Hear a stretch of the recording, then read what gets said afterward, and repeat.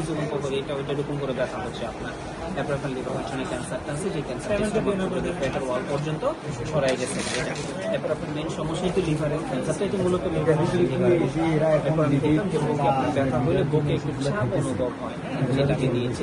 মাঝে মাঝে বমির ভাব হয়, আপনার বাথরুমটা একটু কষা হইতেছে, মানে ক্লিয়ারলি হচ্ছে না, কারণ খাবারের রুচি বাথরুম হচ্ছে না, শরীরে জ্বর আছে। এটা ব্যতীত অন্যান্য আর কোনো সমস্যা আছে নেই, অন্য আর কোনো সমস্যা নেই।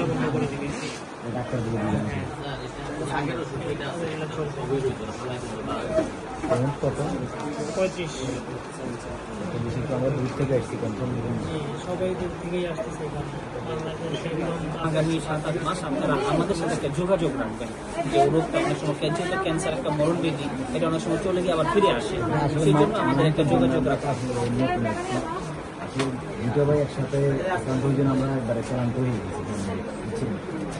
এখন বাবা মানে খুব জিজ্ঞেস করতে গেছি বা মানুষ শুনছি কেন আসে, তারপরে আপনাদের মুখ থেকে মানুষ কিরকম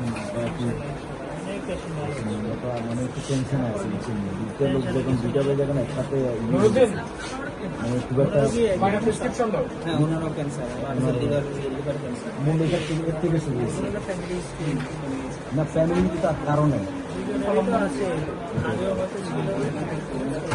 আগে কারো ছিল না। হয়তো বাবা কোনো ধরা পড়ে নাই, পরীক্ষা করেন নাই, ধরাও পড়ে নাই। লিভারের সমস্যা ছিল, লিভার সমস্যা ছিল না, আমার দুটো লিভারে মারা গেছে, আমার লিভার লিভারে মারা গেছে। সবাই আমাদের রক্তের সম্পর্ক, বাবা মায়ের দিক থেকে রক্তের সম্পর্ক আমার একদম রয়েছে। এরকম আপনাদের পরবর্তী প্রজন্মের মতো হতে পারে। এখন আপনারা যদি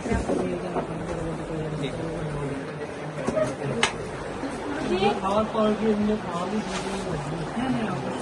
প্রথম মাসে ইনশাআল্লাহ ঠিক আছে, প্রথম মাসে। তাহলে কত দিতে হবে?